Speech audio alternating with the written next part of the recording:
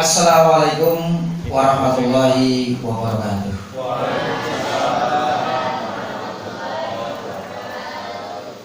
Alhamdulillah, alhamdulillahirabbil alamin, wassalatu wassalamu ala asyrafil anbiya'i wal mursalin Muhammadin wa ala alihi wa ashabihi ajma'in. Asyhadu an la ilaha illallah wahdahu la syarika lah wa asyhadu anna Muhammadan abduhu wa rasuluhu la nabiyya ba'dah.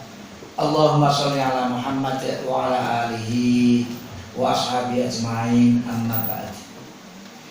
Bapak-bapak, ibu-ibu, hadirin hadirat sekalian yang berbahagia, pertama mari kita selalu panjatkan puji syukur kehadirat Allah Subhanahu wa taala atas segala nikmat yang telah diberikannya kepada kita semua, khususnya nikmat iman dan Islam.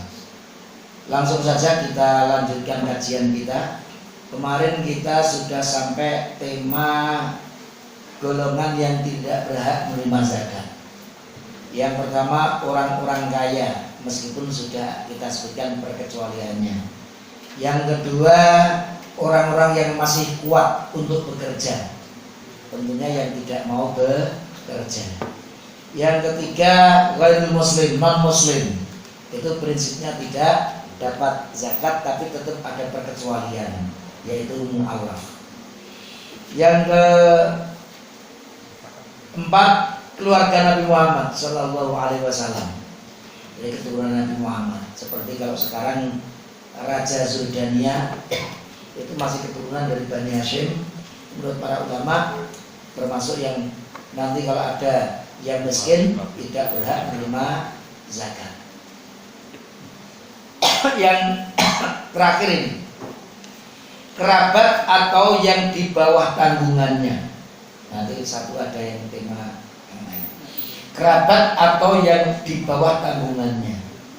Ini termasuk yang tidak berhak menerima zakat. Ini lebih kepada yang di bawah tanggungannya.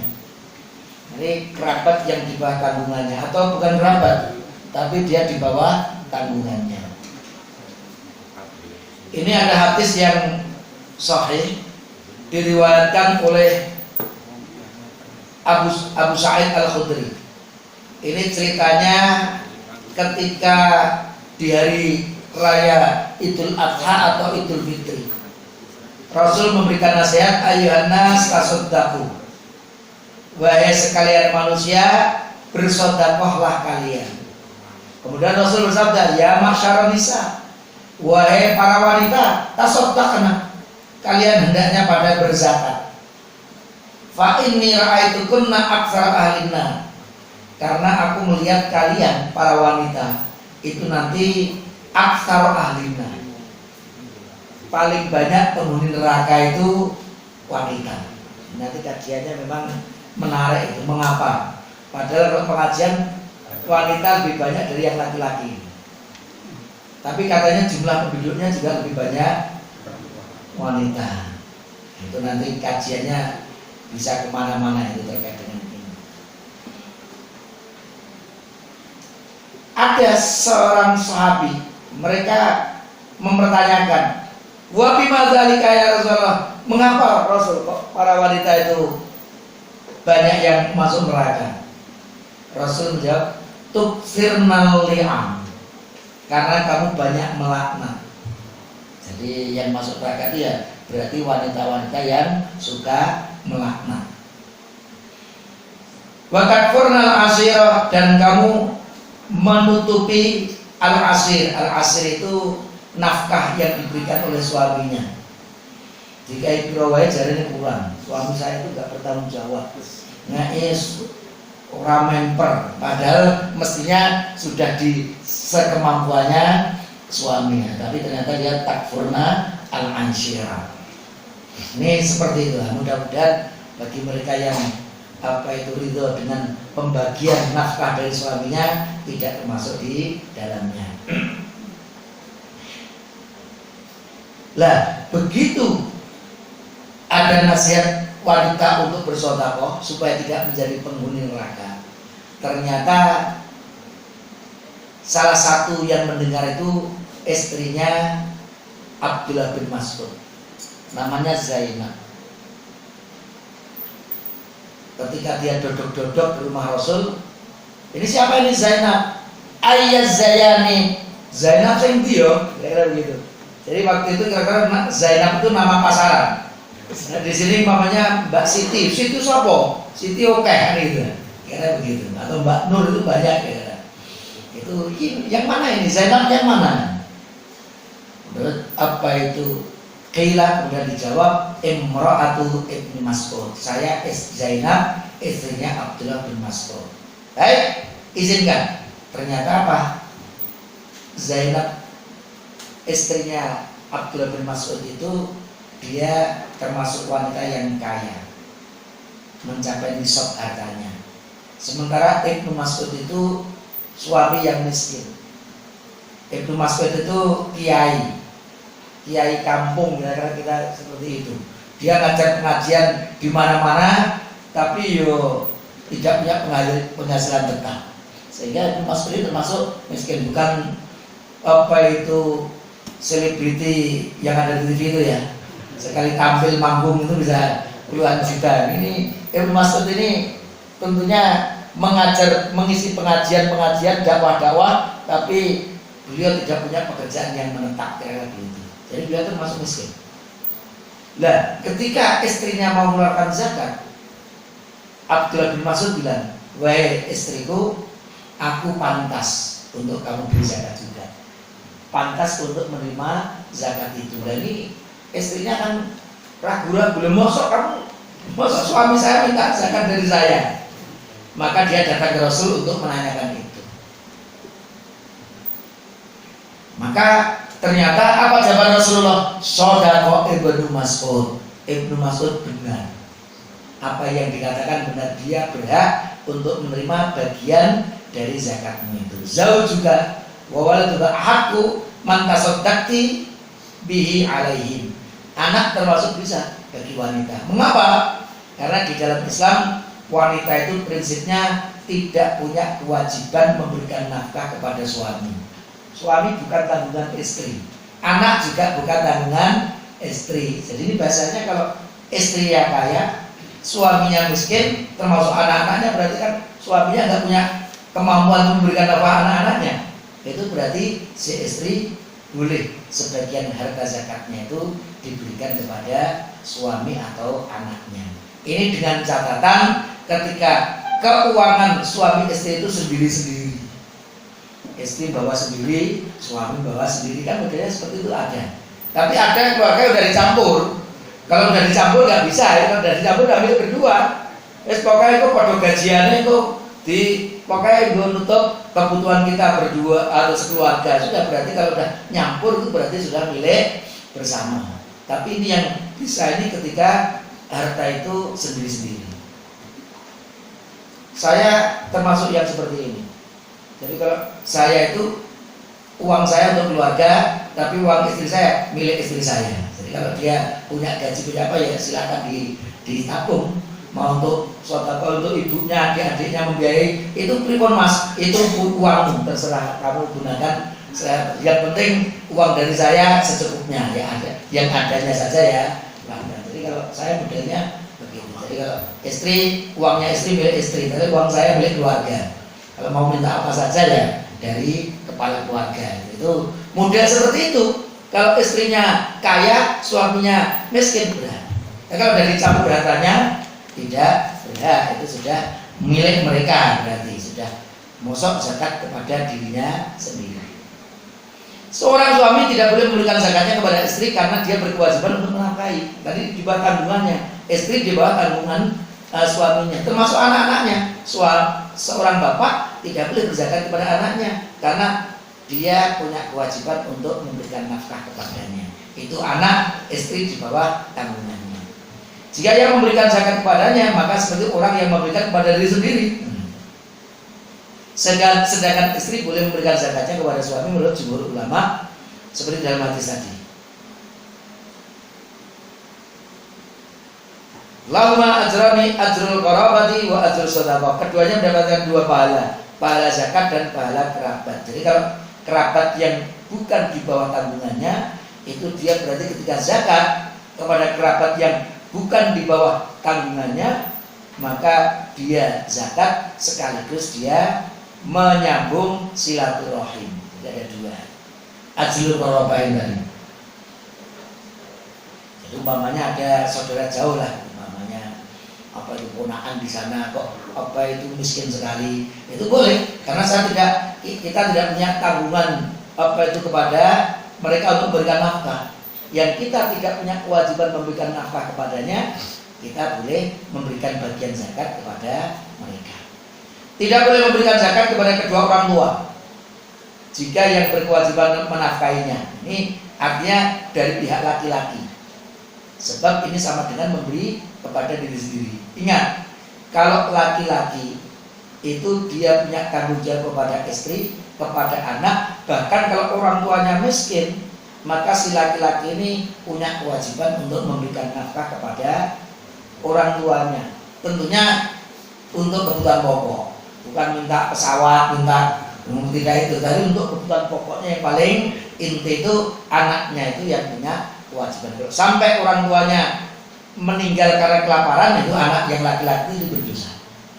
Tapi kalau anak perempuan memang tidak punya kewajiban, maka kalau anak perempuan boleh memberikan zakat kepada orang tuanya, boleh. Karena anak perempuan tidak punya kewajiban memberikan nafkah kepada orang tua. Itu seorang wanita memang tidak punya kewajiban memberi nafkah, jadi tidak punya tanggungan. Kalau tidak punya tanggungan, boleh dikeluarkan zakat untuk kerabatnya itu tadi. Bagi laki-laki itu yang di bawah tanggungannya tidak boleh. Sebagaimana tidak diperbolehkan memberikan zakat kepada anak yang menjadi kewajibannya, tadi yang kita sebutkan. Sedang kerabat lain yang tidak di bawah tanggungannya, boleh zakat kepada mereka. Ini tadi yang disebut apa itu ajrul qorobah dan ajrul sodaqah. Dia dapat pahala dari zakatnya dan juga menyambung silaturahim dengan kerabatnya. Itu yang berkaitan tentang orang-orang yang tidak berhak untuk menerima zakat. Ini tadi riwayat Baihaqi. Kalau kamu zakat kepada orang miskin, itu zakat yang ada pahalanya. Tapi kalau kepada aladhi rahim, kepada apa itu yang masih punya hubungan darah dengan kerabat, shadaqatun wasilatun, maka itu kamu dapat pahala zakat, juga dapat pahala nyambung silaturahim. Itulah kurang lebih yang berkaitan dengan apa itu. Ini hadisnya sama dengan yang tadi.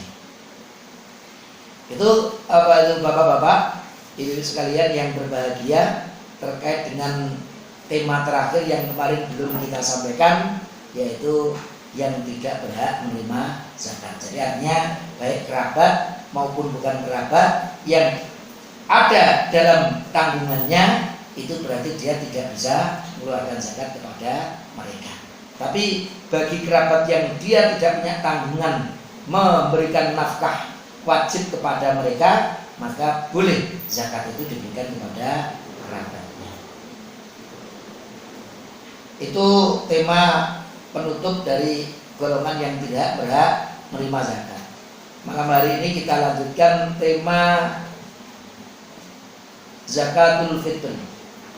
Sering orang nyebut zakat fitrah. Bahkan nanti jenengan kalau baca-baca di kajian tarjih pun, di tarjih itu juga kadang-kadang masih menggunakan zakat fitrah. Tapi bapak-bapak, ibu-ibu, kalau masih dengan kata fitrah itu masih fatwa lama.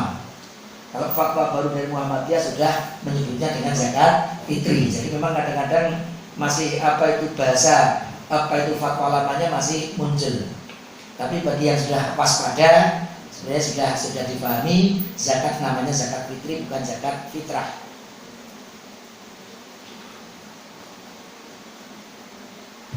Dasarnya ini, bapak-bapak. Farada Rasulullah zakatal fitri, nggak pakai tak marbutoh. Jadi nanti kalau di hadis-hadis yang menyebut ayatnya nggak ada, zakat fitri itu nggak ada, atau zakat fitrah bahasa gitu. Zakatul fitr itu hanya bahasa hadis, tidak ada satupun ayat yang menyebutkan zakatul fitri. Kalau dicari di ayat nggak akan ketemu. Ini dalam hadis.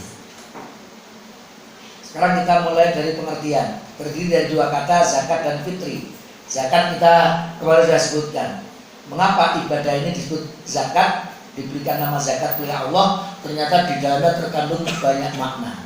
Zakat berarti barokah. Orang yang mengeluarkan zakat akan mendapatkan keberkahan. An-nama tumbuh, maka orang yang berzakat insya Allah hartanya akan tumbuh, khususnya di akhirat. At-thaharah suci, kalau orang mengeluarkan zakat maka dia telah mensucikan hartanya bahkan jiwanya. Kemudian az-ziyadah bertambah, jangan khawatir. Insya Allah kalau kita mengeluarkan zakat, harta kita akan terus bertambah. Dan yang terakhir as-shalah, artinya kebaikan. Maka orang yang mengeluarkan zakat berarti telah menebarkan kebaikan. Itulah mengapa ibadah ini oleh Allah diberi nama zakat, ternyata luar biasa cakupan dari makna az-zakat itu. Yang kedua al-fitr, bukan fitrah. Kalau fitrah itu bersih, suci. Kalau fitr itu kebalikan dari berpuasa. Maka orang Arab itu kalau bertanya, kamu poso apa ora? Itu jawabannya, hal anta shaimun am muftirun. Shaim itu berarti puasa. Kalau muftir itu berarti berbuka, artinya tidak puasa, kebalikan dari puasa. Maka kalau berbuka puasa itu namanya kan iftar, dari kata fator juga. Iftar itu artinya berbuka puasa. Disebut bukan zakat fitrah tapi zakat fitri. Mengapa disebut zakat fitri? Karena zakat ini diwajibkan setelah seseorang berbuka dari puasa Ramadan. Maka sebenarnya sama dengan sholat apa itu hari rayanya. Hari raya itu Idul Fitrah atau Idul Fitri? Idul Fitri bukan Idul Fitrah. Tapi Idul Fitri, zakatnya juga zakat fitri sama. Maka kalau ada yang bilang ini Idul apa hari raya Idul Fitri, tapi zakatnya zakat fitrah, ini tidak linear. Yang linear itu Idul Fitri, zakatul fitri, ini fitri itu sama. Maka Idul Fitri karena hari itu kita sudah berbuka.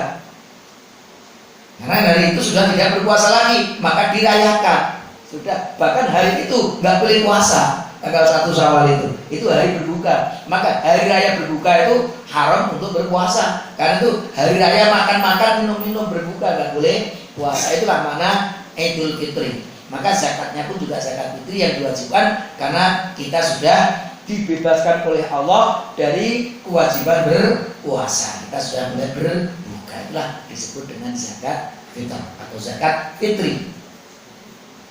Wajib bagi yang mampu. Jadi kewajiban ini bagi yang mampu. Meskipun sebenarnya nanti ada perbedaan. Ini wajibnya ini dari katanya faradha Rasulullah zakat fitri. Faradha itu artinya mewajibkan. Fardu dan wajib sama atau betul? Menurut sinten? Menurut Imam Abu Hanifah, fardu dan wajib itu beda. Tapi kalau menurut jumhur ulama usul fikih, fardu dengan wajib itu sama. Bedanya apa? Menurut Imam Abu Hanifah atau Madzhab Hanafi, fardu itu kalau dalilnya qat'i, dalilnya pasti, tidak bisa multi tafsir, tidak bisa diperdebatkan, harus sami'na wa ta'na. Itu berarti sudah qat'i dalilnya. Maka menghadirkan fardu. Maka menurut Madzhab Hanafi, sholat 5 waktu itu bukan sholat wajib, tapi sholat fardu. Kenapa? Dalilnya qat'i. Nggak ada satupun alim ulama yang kemudian berbeda. Saya muslim tapi tidak sholat 5 waktu. Nggak ada yang seperti itu fatwanya. Semua mewajibkan sholat 5 waktu. Kalau itu sudah qat'i, ini fardu. Sedangkan kalau wajib, menurut Madzhab Hanafi, wajib itu dalilnya dhonni, bisa multi tafsir, bisa berbeda, ada peluang untuk berbeda pendapat. Itu kenapa? Dalilnya dhonni. Itu kalau dalilnya masih dhonni, itu nanti masuknya wajib. Contoh, menurut Madzhab Hanafi, menyembelih kurban udhiyah itu hukumnya wajib. Menurut jumhur sunnah muakkadah. Tapi menurut Madzhab Hanafi hukumnya wajib, bukan fardu, tapi wajib. Konsekuensinya apa? Karena saya di Baghdad kan belajar Madzhab Hanafi juga. Di sana banyak dosen-dosen yang bermadzhab Hanafi. Konsekuensinya apa? Konsekuensinya kalau seseorang melanggar atau menolak yang fardu, keluar dari agama. saya anti sholat 5 waktu, keluar dari agama, termasuk rukun Islam kita. Tapi kalau orang tidak menyembelih kurban padahal dia kaya raya, dosa dia menurut Manawi, tapi dia tetap muslim. Muslim yang berdosa, tapi dia tetap muslim. Kenapa? Meninggalkan wajib. Kalau meninggalkan fardu keluar dari agama. Itu fatwa dari mazhab Hanafi. Kalau jumhur ulama wajib karo fardu podo. Kalau dikerjakan dapat pahala, kalau ditinggalkan berdosa, dan bisa menjadikan Quran keluar dari agama, dan juga bisa tidak menjadikannya keluar dari agama. Nanti dikaji lagi secara mendalam nanti. Tapi wajib dan fardu menurut mayoritas ulama memang muratif, sinonim, podo. Kita belajar menggunakan istilah yang sama. Fardu itu ya wajib, wajib itu ya fardu. Cuma kita perlu tahu kalau Imam Madzhab Hanafi menyebut fardu dengan wajib itu memang dibedakan. Pada prinsipnya setiap muslim diwajibkan untuk mengeluarkan zakat fitri untuk dirinya, untuk keluarganya, dan orang yang ada di bawah tanggungannya, yang dia punya kewajiban untuk memberi nafkah kepadanya, maka ya zakat fitrinya diberikan olehnya, baik dewasa, anak-anak, baik laki-laki maupun wanita. Syarat wajibnya satu muslim, artinya kalau dia tidak muslim tidak perlu zakat fitri. Merdeka, tapi insya Allah sekarang tidak ada perbudakan. Merdeka ini artinya bukan budak, karena kalau budak nanti yang zakat ya tuannya. Menemui dua waktu, yaitu Ramadan dan Syawal. Jika seseorang meninggal di bulan, nanti kita sebutkan aja. Nah, nanti di belakang terkait dengan ini. Ini saya sebutkan aja. Syarat yang menyebabkan dihidupkan wajib bayar zakat tadi, yang lahir sebelum matahari terbenam pada akhir bulan Ramadan. Tanggal 28 Ramadan lahir Cenger, dan dia hidup sampai azan maghrib. Setelah azan maghrib, kemudian pada takbir itu di waktu maghrib itu berarti dia sudah mengalami hidup di bulan Ramadan dan juga bulan Syawal. Jadi sudah wajib. Atau yang memulai Islam sebelum terbenam matahari pada akhir bulan Ramadan, tanggal 28 Ramadan, pas 29 Ramadan, asar-asar masuk Islam. Ternyata Ramadannya cuma 29. Nah, baru 2 jam masuk, 1 jam masuk Islam, dan dia masih hidup setelah maghrib itu, berarti meskipun baru 1 jam masuk Islam, dia sudah punya kewajiban zakat fitri. Artinya kalau seseorang tidak menemui 2 bulan itu, maka tidak wajib. Contoh, orang yang meninggal di bulan Ramadan, belum sempat ketemu Syawal sudah meninggal, maka tidak ada kewajiban. Kalau dengan keluarkan itu bukan zakat, itu infak aja lah gitu. Apa itu infak sedekah, karena tidak ada kewajiban. Jadi zakatnya itu bagi yang memenuhi 2 itu. Atau masuk Islamnya, lahirnya, cengernya setelah maghrib.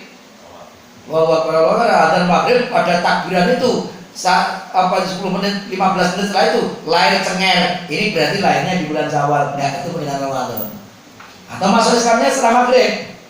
Maghrib sesuatu baru masuk Islam, belum zakat, karena belum ketemu dengan bulan Ramadan. Itu yang dijadikan syarat wajib ya, menemui 2 bulan itu.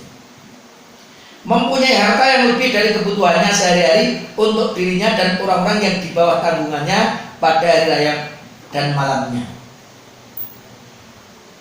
Jadi kalau ada seseorang punya putra 8, berarti istrinya sama 8 anaknya, berarti 10.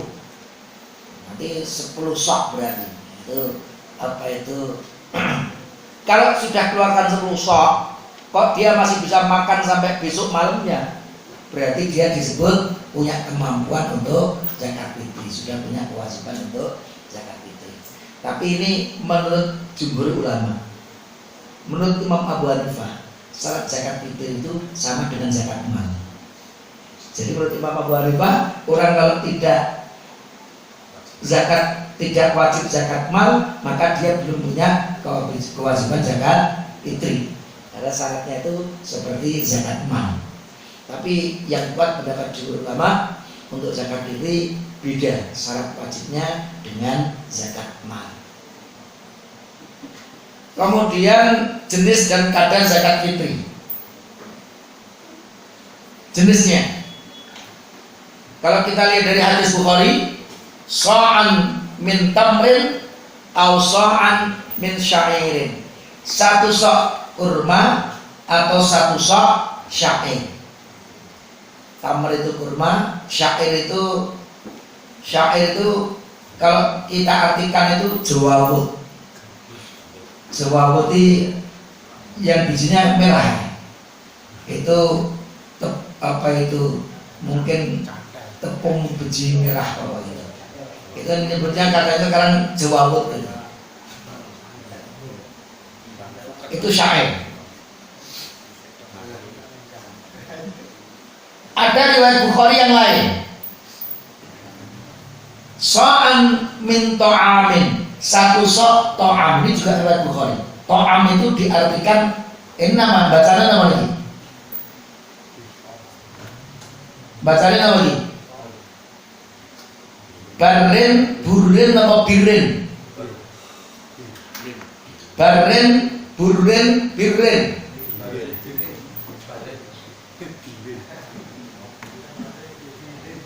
Baik. Kalau barun itu artinya daratan. Zuharul fasadu fil barri wal bahri. Kalau barun itu daratan. Kalau birrun kebaikan. Birrul walidain gitu ya. Bukan burul walidain ya. Birrul itu artinya kebaikan. Laisal birro, bukan laisal burro, bukan laisal barro, tapi laisal birro. Tapi kalau burun itu gandum. Maka ini min burrin. Ini artinya to'am yang dimaksud di sini. To'am kan artinya makanan. Tapi yang dimaksud adalah burrin atau kom, tepung. Gandum atau tepung. Kalau komah itu tepung. Jadi yang dimaksud to'am ini tepung. Karena memang makanan pokok utama bagi orang Arab itu bur atau komah. Itu gandum atau tepung. Maka disebut to'am. Kalau kita nyebut to'amul miskin itu sebenarnya to'am itu di situ. Kalau kita tafsirkan di zaman Rasul itu ya gandum atau tepung itu to'am. Dan saya punya pengalaman hampir 9 tahun di Baghdad itu. Orang Baghdad itu termasuk Baghdad itu makanannya memang gandum. Dan ada di sana beras juga nasi. Kalau kita beli di Baghdad sana, karena orang Indonesia kan jarang, kalau di Saudi nggak bisa pakai ukuran. Banyak warung jualan nasi itu banyak karena orang Indonesia banyak. Tapi kalau di Baghdad waktu itu kita hanya kurang dari 100 penduduknya itu. Paling hanya mahasiswa dan diplomat. Selain itu nggak ada orang Indonesia. Sehingga kalau kita di warung-warung itu warung Arab bener itu. Jadi saya kalau makan pagi di warung nyari nasi, Pak minta nasi diguyur. Nasi adanya nanti siang. Termasuk sore, jadi kalau makan sore begini di warung nyari nasi nggak akan ketemu. Gandum adanya. Ya tadi apa itu khubzun. Khubzun ini kalau kita nyebutnya roti ya. Tapi kalau orang Arab itu khubzun itu beda dengan roti. Roti itu cake. Kalau mereka nyebutnya cake. Kita yang sebut roti itu bukan khubzun. Padahal kalau di pesantren kan roti apa bahasanya? Khubzun. Roti. Tapi kalau orang Arab sekarang ini yang namanya roti yang kita makan enak itu bukan khubzun itu cake. Sudah masuk bahasa Inggris ya. Tapi kalau khubzun itu sing letter itu loh. Itu fungsinya kayak nasi. Jadi kan yang pernah umroh itu ya. Itu kalau ada gandum letter itu dimakan nggak enak itu. Karena apa? Ya karena itu harus pakai lauk sepong, harus pakai lauk. Nanti pakai daging ayam, daging kambing itu dilitik-litik dimakan dan itu khubzun. Saya itu kalau dulu beli khubzun itu di tempat belinya itu waktu anak itu enak empuk, tapi kalau sudah adem walot itu. Itu khubzun itu seperti itu. Dan tipis itu, tipis kayak apa itu, kayak piring kita yang gede itu tipis-tipis. Itu kalau masih anget dimakan empuk, tapi kalau sudah dingin itu sudah walot sekali. Ini itu to'am, ini kan punya to'am. Itu bagi to'am di sini namanya gandum atau tepung. Syair tadi jawawut, gandum biji merah, biasanya begitu. Tamrun kurma, ini satu sok apa itu? Labanun mujaffafun. Kalau para ulama menyebut itu susu yang dikeringkan, susu yang sudah dikeringkan itu labanun mujaffafun. Zabib ini senangan saya nih, waktu di Baghdad saya penggemar berat zabib. Zabib itu anggur yang sudah dikeringkan. Dan zabib ini enaknya seperti teh. Kalau teh kan dari daun teh itu ya, dipeme kering, kemudian kalau mau masak paling diseduh itu ya, panas itu nanti teksturnya coklat kehitam-hitaman kan itu kalau teh. Tapi kalau zabib itu yang dipakai anggur yang biasanya anggur yang kecil-kecil hitam itu, tapi dikeringkan, bukan itu dikeringkan. Setelah dikeringkan, bagaimana cara mengkonsumsinya? Digodok nanti kalau teh itu kan coklat-coklat gelap, kalau itu ungu-ungu, jadi warnanya ungu zabib itu. Jadi kalau di Baghdad sana kalau kita jualan, kita beli orang yang jualan di pinggir jalan es teh itu ya, apa ginastel itu ya, ginastel ya, lagi panas kental gitu ya, ginastel. Kalau di sana zabib jualannya bukan ginastel, zabib itu nikmat sekali. Itu zabib. Di sana juga murah. Saya dulu beli anggur 1 kilo yang paling baik yang tanpa biji, 1 kilo itu kurang lebih 500 dinar. 1 kilo. 1 dinarnya itu 4 rupiah. Jadi 1 kilo anggur, sing bijinya, sing warnanya hijau tanpa biji, dikeletus lagi banget itu 2.000 sekilo. Saya kalau di Baghdad tukunya bukan setengah kilo 1 kilo, nek tuku 5 kilo saya. Makanya rul gitu. Karena murah sekali di sana. Itu karena pabriknya. Jadi saya cerita sedikit ya tentang Irak atau Baghdad. Jadi Baghdad dulu negara kaya raya. 1 dolar itu 1 dinar itu 3 dolar. Sebelum diembargo, sebelum ketika masih makmur. Tapi setelah saya datang ke sana itu, saya pulang itu 1 dolar 2.000 dinar. 2.000 dinar waktu itu saya pulang itu. Kita waktu itu kan sekitar 8 atau 9 dinar, 9.000 mereka. Maka saya katakan 1 dinar kurang lebih waktu itu 1/4. Kalau sekarang ada berkembang ya. Kalau dulu 1 dinar zaman saya di Baghdad itu 1 dinar itu 4 rupiah. Saya hitung sekitar 4 rupiah. Ya, regane 500 dinar itu 2.000 rupiah. Saya kalau naik taksi kira-kira jarak 15-20 kilo itu bayarnya juga 500 dinar, 2.000 rupiah. Jadi tiap hari tanpa naik taksi ke kampus ke mahasiswa ada apa-apa, tapi naik taksi berangkatnya nggak pakai bis itu. Kalau bis 50 dinar, 50 dinar ping 4 berarti 200 rupiah. Itu keliling Baghdad itu kemanapun, yang penting orang tidak turun itu ya 50 dinar.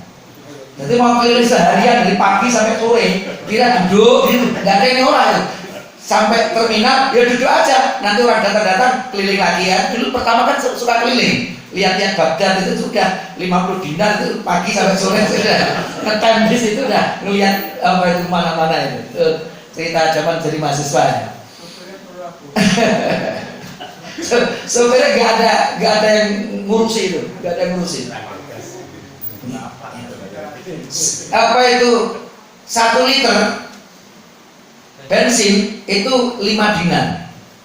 5 dinar itu dari 20 rupiah. Jadi kalau pom bensin di sana itu tukang bensinnya itu tiduran aja.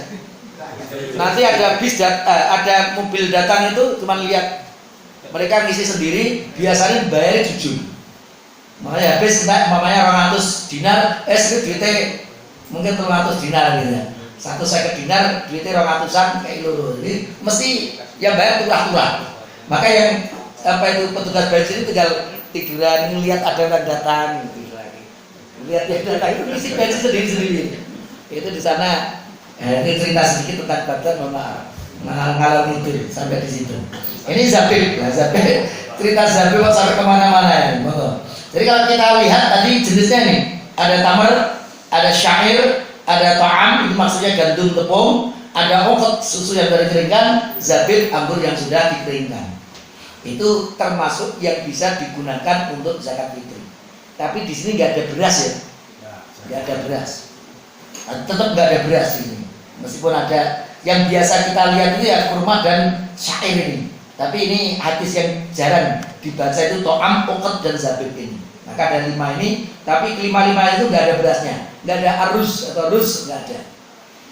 Karena yang terdapat dalam riwayat hadis tersebut merupakan makanan pokok di Madinah, maka semua makanan pokok setempat dikiaskan dengan keduanya. Jadi para ulama menggunakan kias. Mengapa orang Indonesia zakat fitrinya dengan beras? Karena beras itu di daerah kita itu makanan pokok. Jadi kalau kita melihat apa asalnya? Asalnya yaitu tepung, gandum. Faraknya apa? Beras. Hukum asalnya apa? Yaitu boleh zakat dengan jenis-jenis itu. Apa kesamaannya? Sama-sama makanan pokok. Maka apa itu boleh berzakat. Meskipun Rasul nggak pernah berzakat fitri dengan beras, para sahabat nggak ada yang berzakat fitri dengan beras, tapi bukan bid'ah. Insya Allah ini dikiaskan beras ini dari makanan pokok setempat itu yang ada di Madinah. Ini bahkan catatan. Bahkan menurut para ulama, yang paling baik adalah makanan pokok yang paling populer yang dikonsumsi di tempat kita mengeluarkan. Jadi bapak-bapak ibu saya tanya, kalau di musim zakat fitri akhir Ramadan atau awal Syawal ya, tanggal 1 akhir Ramadan lah kira-kira begitu. Itu kurma banyak enggak? Kurma. Gandum banyak. Jadi kan kalau karena gandum sedikit enggak, siapa bilang gandum sedikit? Siapa bilang kurma sedikit? Banyak. Padahal hadisnya 1 sok kurma atau 1 sok gandum kan gitu kan. Kalau orang terlalu tekstual kan begitu. Maka saya kalau mengatakan, kok kita nggak boleh pakai hisab seperti jenengan, nggak boleh kita zakat dengan beras, karena di Rasul tidak pernah menggunakan beras. Tapi ini dikiaskan karena apa? Sama-sama makanan pokok. Bahkan yang lebih kuat, yang paling lebih baik, yang makan pokok. Jadi kalau kita zakat pakai kurma boleh, zakat gandum boleh. Asalnya memang zakat itu kan gandum atau kurma. Tapi kalau kita zakat beras untuk di daerah kita itu lebih baik. Mengapa? Karena orang kalau makan gandum, makan roti, urung sarapan. Bapak-bapak, ibu-ibu pagi-pagi makan roti buntelan itu 5.000. Wes sarapan dereng lagi ngemil roti kan gitu. Kalau belum nasi belum sarapan dia, sarapannya nasi. Kalau di Baghdad itu hanya ada siang, kalau warung itu siang bisa. Kalau enggak, ada juga beberapa tempat sudah enggak ada, tapi bisa. Kalau siang bisa. Kalau pagi atau sore atau malam jangan berharap ada nasi itu. Satu-satunya ada itu. Dan lucu itu kalau kita di warung di Baghdad. Kalau di Saudi nggak bisa digunakan ukuran, karena banyak jamaah Indonesia mereka mengikuti jamaah kita. Kalau di Baghdad sana memang caranya orang Arab jualan. Jadi kalau kita itu berempat, kalau lapar itu berempat. Karena membeli di sana ayam itu 1 atau separuh. Orangnya itu suwi itu nggak ada. Saya beli paha nggak ada kan dijual itu. Kamu beli 1 atau beli separuh. Jadi kalau orang makan di sana sendirian paling tidak separuh, bisa bahkan 1 itu habis. Makan untuk sendirian 1 ayam. Tapi ayamnya 1, nasinya rusak kepel. Nah kita kalau beli berempat ke warung, beli ayam 1, nanti ibu nasi. Mereka geleng-geleng orang Indonesia beli nambah nasinya banyak. Itu ceritanya banyak tentang seperti itu terkait dengan itu. Itu jadi ceritanya begitu. Itu kalau di warung-warung di Baghdad seperti itu. Jenis makanan pokok yang dikeluarkan sama atau lebih baik? Paling tidak sama. Syukur-syukur lebih baik dengan yang biasa dimakan oleh yang berzakat. Anggap saja kira-kira yang paling murah itu beras apa? Sempat. Ada yang lebih murah, senam. Nampak. Pokoknya umpamanya lah, anggap saja kita makannya rojo lele. Tapi begitu mau zakat fitri itu ternyata raskin. Ini zakatnya raskin hingga pantas. Jadi kalau para ulama secara etika itu ya yang biasa kita makan. Jadi kalau kita makannya rojo lele ya zakatnya rojo lele. Jadi kita makan rojo lele berarti saya nampak. Nah, ini kan berarti kurang pantas. Sing luwih elok itu biasa makan saya nampak, tapi di zakat fitri rojo lele. Itu top itu. Artinya apa? Standarnya paling tidak ya seperti yang kita makan itu. Itu apa itu catatan. Kadarnya 1 sok atau 4 mud. Kemarin kita sebut 1 mud itu kita mengambil dengan 2 tangan penuh, itu namanya 1 mud. 1 mud itu ada 2 hitungan. Hitungan Mesir atau jumhur ini hitungan Mesir sebenarnya, atau hitungan Baghdad, itu Imam Abu Hanifah. Menurut apa itu 1 mud, menurut ulama Hanafiyah itu 2 ritel. Bukan liter nih, dibalik. Bukan liter tapi ritel. Ritlun. Bukan litron tapi ritlun. Ritel. 1 mud itu 2 ritel. Menurut Imam Abu Hanifah. Artinya 2 ritel itu berarti 816, karena 1 ritel Baghdad itu 408 gram. Sehingga 2 ritel itu 816 gram. Karena 1 mud, 1 sok itu 4 mud, kan berarti nanti kalikan ya. 1 ritel apa itu? 1 ritel tadi kan 408. Kalau 2 ritel berarti 816 tadi ya. Kali 4 ketemulah angka 3,2 kilo. Jadi yang pendapat 3,2 kilo itu menggunakan penghitungan seperti ini. 2 ritel tapi ritel Baghdad. 1 ritelnya 408 gram. Tapi kalau jumhur ulama 1 mud itu 1/3 ritel. Tapi pakai ritel Mesir. Ritel Mesir itu lebih berat dari ritel Baghdad. 1 ritel itu 450 gram. Jadi kalau petang 150 tambah sepertiganya kan berarti 150. Petang 150 tambah 150 600. Jadi angka 600. Ini yang banyak digunakan ritel Mesir ini. Sekarang yang menggunakan itu 600 ya. 600 gram. 600 gram itu kan berarti 6 on loh. Gitu, 6 on. Gitu, Pak Joko dulu matematika. 600 gram itu 6 on gitu. 6 on. Jadi ketemunya 6 on di sini. 1/3 menurut jumhur. Karena satunya itu 400, sepertiganya 150, maka ketemulah angka nanti itu.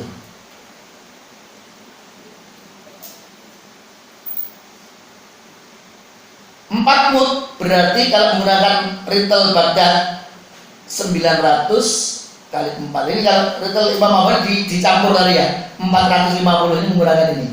450 ritel Mesir, tapi menggunakan 2 ritel. Saudara petang 150 ping loro. Ini dengan cara yang lain. Ini kan dengan cara yang normalnya ini tadi 3,2 atau 2,1. Sehingga nanti kalau ada pendapat 2,1 seperti Syekh Yusuf Al-Qaradawi itu 2,1 kilo. 1 sok itu 2,1 kilo. Karena memang ukurannya itu tadi 1/3 ritel PG papat tadi. Ketemunya angka 2,1 kilo tadi. Tapi kalau ini menggunakan ritel Mesir, 2 ritel berarti 450 kali 2, nanti ketemunya angka 3,6. Nah kalau ini tadi 1/3 ritel menurut jumhur, itu kalau menggunakan ini tadi 450, berarti apa itu 600 gram kali 4, ketemulah angka 2,4 kilo. Nah yang dipakai Muhammadiyah itu ini satu mud itu 6 on. Memang ada yang berpendapat 8 on. Tapi yang kuat 1 liter 1 kilo 1 mud, mohon maaf. 1 mud itu 6 on. Jadi kalau 4 mud 6 on kali 4, ketemulah angka 24 on. Berarti 2,4 kilo. Lah 2,5 itu digenepke. 2,4 kurang 1 on digenepke 1 menjadi 2,5. Jadi angka 2,5 itu dianggap sebenarnya. No? Sudah aman. Bapak-bapak ibu sekalian yang berbahagia. Kalau fatwa ulama ini, fatwa ulama. Abu Hanifah ada fatwa 3,5, 3,8 tadi menggunakan tadi. Abu Zahra 3 kilo, Imam Syafi'i, Imam Hambali 7,5, 2,75, 2,8, Imam Malik 2,7. Di Indonesia Kemenak 2,5 termasuk masih tarjih, itu 2,5. Kitab Al-Fiqh Al-Manhaj itu 2,4. Ini aslinya. Memang 6 on kali 4 2,4. Kalau tarjih itu sudah digenepke. Jadi 24 digenepke jadi 2,5. Ahmad bin Hanbal 2,2. Yusuf Al-Qaradawi itu 2,176 tadi menggunakan angka itu tadi. As-Said Salim ini yang menyusun kitab Sahih Fiqh Sunnah itu 2,157 kg. Jadi antara 2,1 kilo sampai 3,8 kilo. Maka kalau ada orang kalau kurang dari 3 kilo nggak sah, itu kata siapa? Pertanyaannya kata siapa kalau kurang dari 3 kilo tidak sah? Jadi begini bapak-bapak, intinya di zaman Rasul itu kan satu mut itu nggak tinggi. Jadi itu tergantung masing-masing. Jadi nggak apa itu Rasul tidak mengatakan nanti menggunakan tangannya Umar bin Khattab atau tangannya Abu Bakar. Tidak. Itu ya kepala keluarga itu tadi. Umpamanya kata keluarganya saya, anak saya 8 bagian begitu. Berarti 10. Ya 4 kali 1 mut, pengen 4 tadi. 40 mut itu ukuran tangan saya. Masing-masing kepala keluarga menghitung untuk keluarganya masing-masing. Kira-kira loh. Kalau caruan saya dengan Pak Sarmiji podo lah. Enggak mungkin. Sak ruangan ini saya yakin kalau nyaruh bidon rakitan bidonnya sidik mesti beda. Disitulah mengapa muncul perbedaan itu. Nah di tempatnya Imam Abana gede men kira-kira tangannya lebih gede nih. Waruannya lebih oke. Saya yakin kalau mbak-mbak itu suruh nyaruh itu 4 kali orangnya 2 kilo itu paling kalau 1/2 kilo. Mbak-mbak yang di belakang itu suruhnya ngambil 4 mut lah kira-kira itu ya. Itu ditimbang tidak sampai 2 kilo itu.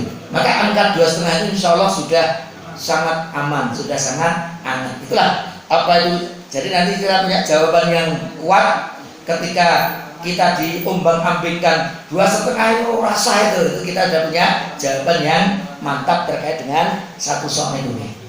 Itu saja. Ini kesimpulan saya ini. Terjadi perbedaan yang sangat beragam mengenai ukuran satu mut sehingga menyebabkan perbedaan ukuran satu soknya. Pakai tangan siapa? Para ulama Indonesia banyak yang mengambil jalan tengah yaitu 2,5 kilo. Saya gunakan fatwa tarjih. Insya Allah bagi yang mengeluarkan zakat fitri seberat 2,5 kilo sudah sah, tidak perlu ragu. Apabila masih ragu dan menggunakan ukuran di atasnya itu lebih baik karena itu lebih bermanfaat bagi orang miskin. Mau satu soknya 10 kilo ya lebih bagus itu, berarti lebih bermanfaat bagi orang miskin. Tapi kalau ada orang satu soknya 2,5 kilo jangan dikatakan nggak sah. Itu saja yang penting. Itu makanya cara menghormati itu saling menghormati seperti itu. Atau dia? Baik. Pertanyaannya, bolehkah zakat fitri itu berupa uang seharga kadar zakatnya? Harga beras 1 sok seharga 1 sok.